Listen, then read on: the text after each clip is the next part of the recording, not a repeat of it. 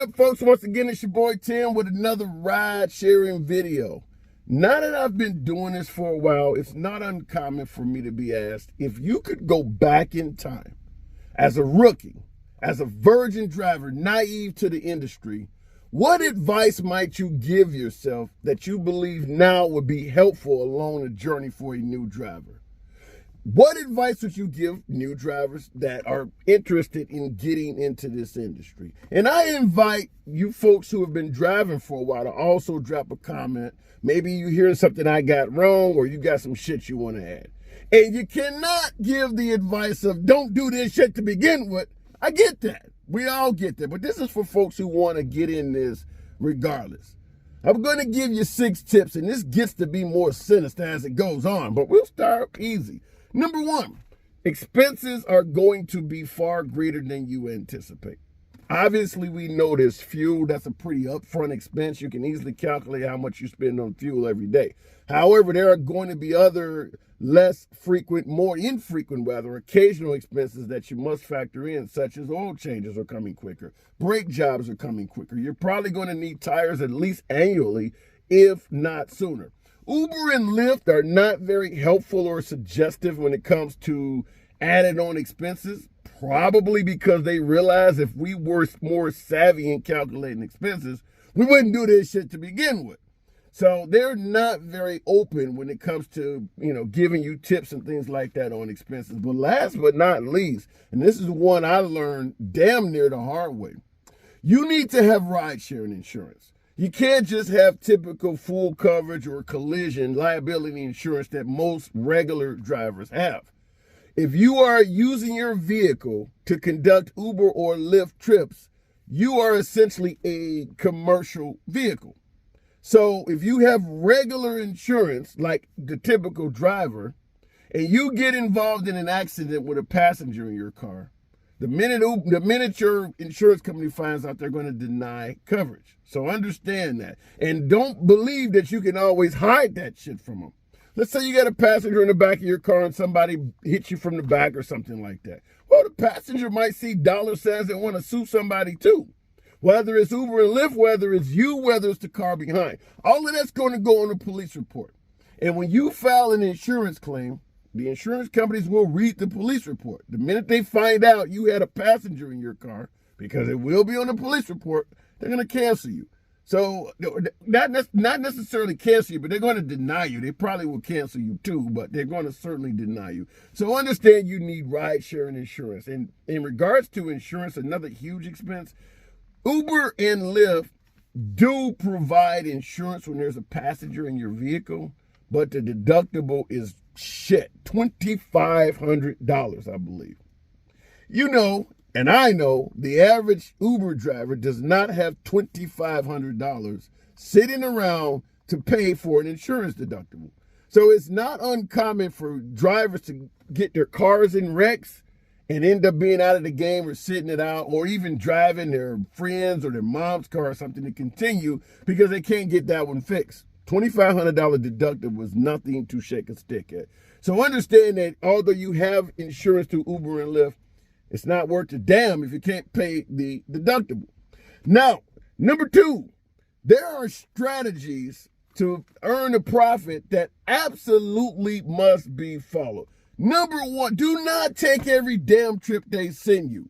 A lot of the shit they send you is unprofitable. If you get a trip going to a neighboring town 30, 40 miles away, are you certain you're going to get a trip coming back? Because your ass got to come back home at the end of the day. So that means if you don't get a trip coming back, that whole trip back is on you. So if you drive 40 miles out of town and drop somebody off and make that $22, $23, which ain't shit to begin with, you got to tack on the fact that you got to pay gas to get all the way back. So do not take every trip they offer you. Stay in your area to prevent driving back empty. That is advice I give folks all the time, every day, which is why I'm strongly against dealing with airports. And I understand some of the other veteran drivers in the comments probably are going to be fans of picking up folks at the airport. It depends on your market. It depends on your airport. But I just want to give it from my take. Airports tend to serve a large geographical area. So you got folks from different counties and all that coming to fly into this airport and coming to fly out. So when you pick someone up from an airport, you don't know where the hell they're going that they call home. Can you guarantee you're going to get a trip from their area that you just dropped them off back? If not, it's not profitable. That's the point I want to make. So keep it in your area. And then another issue in regards to strategies I believe that must be followed. Keep it simple. As the phrase says, keep it simple, stupid. When I got into business in 2014, the ride-sharing companies were advising us, have a bottle of water, maybe some mints. It helps with tips and things like that. It's bullshit. People deal with us because we're cheap. They're not doing this to tip. Anyone in this business will tell you the tipping, for the most part, it ain't up to par. So keep it simple. Folks want a cheap ride. Give them just that. You don't have to put any extra shit in your car. Keep it clean, and that's it. Point A to point B. You want a cheap ride? That's what I'm going to give you, a cheap ride. Nothing special. Next, nothing is predictable. This is a huge tip. In this business, nothing is predictable. Everything is temporary, which is why they often refer to it as a side hustle. Every single thing about this is temporary, including your fares, your surges you might be making a bunch of money off of, if they're offering earnings guarantees, any type of streak bonuses, everything that you might come to know and love, it's all temporary.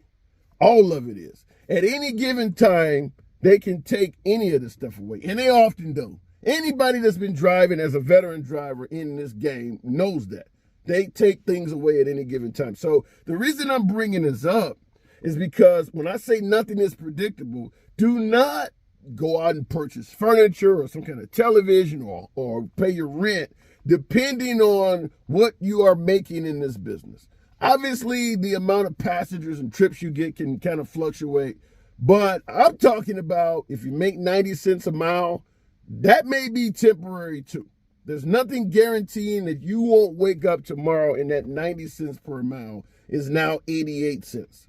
So understand that nothing is predictable. So do not get involved in anything in your life that is based on the income you're making today to make payments or keep things up.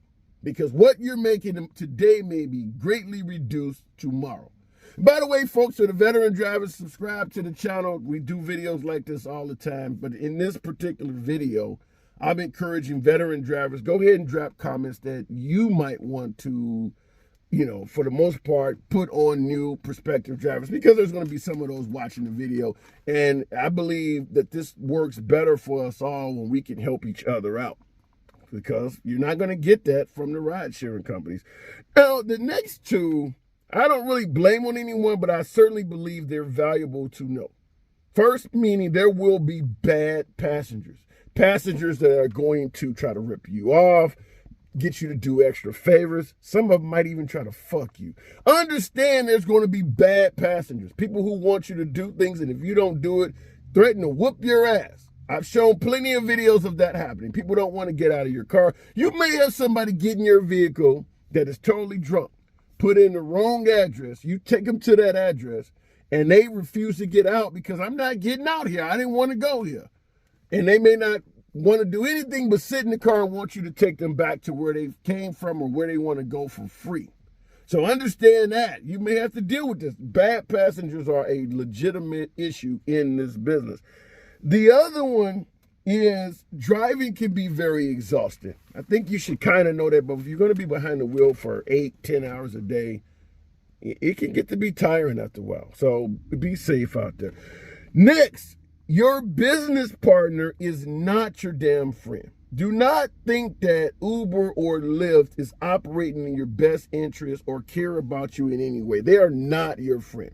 People can make up lies about you, and often do, and Uber and Lyft will take that lie as the gospel truth and oftentimes completely fire you from doing this on the app, remove you from the app, remove you from the platform.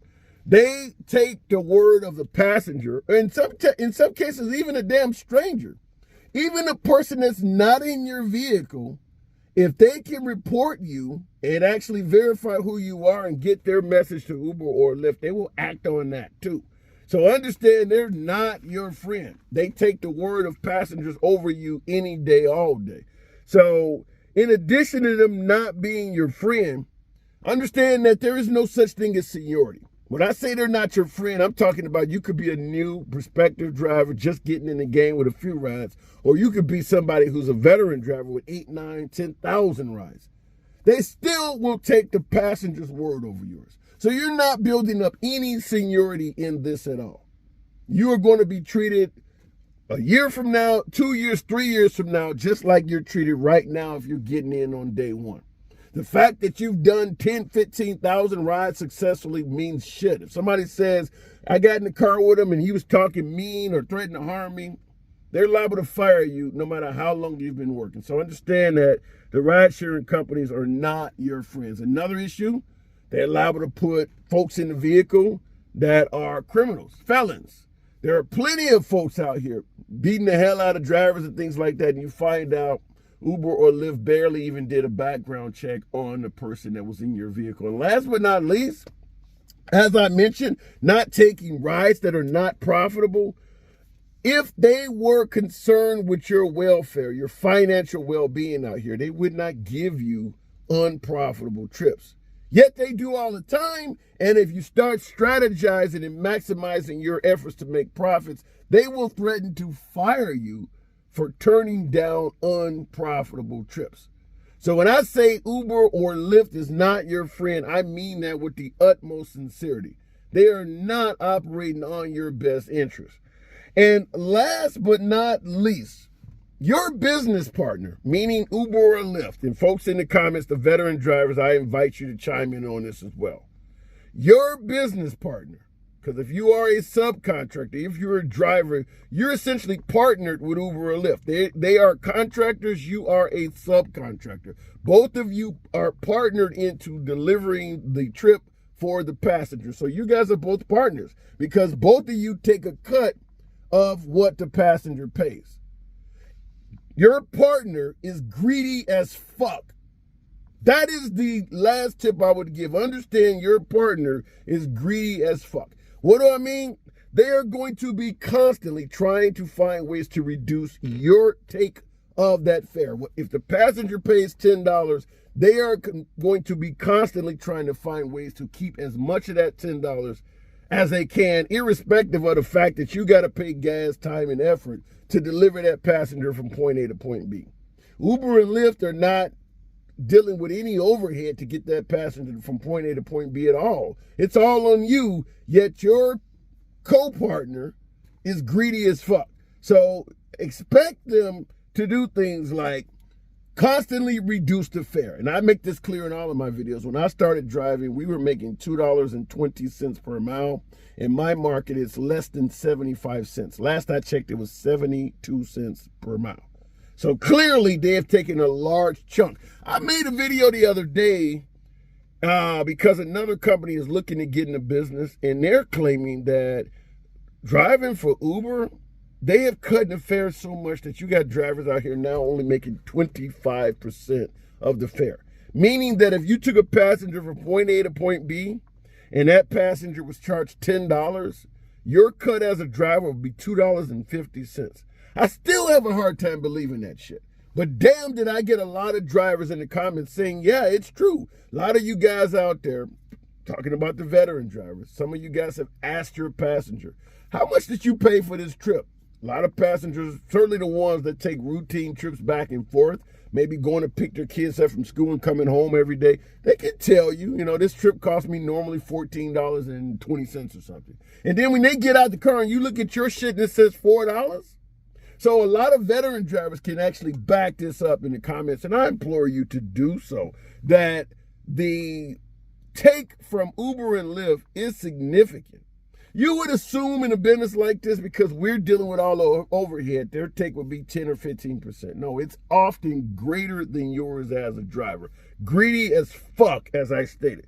Next, the lack of transparency is insane. And it's likely due to the greed. As they say, if somebody is hiding something, chances are they're hiding something. And when I just mentioned, you often have to ask your passenger how much they paid for the fare, because Uber and Lyft doesn't tell you that. The only thing Uber and Lyft tells you when a passenger gets out of your vehicle is how much you made.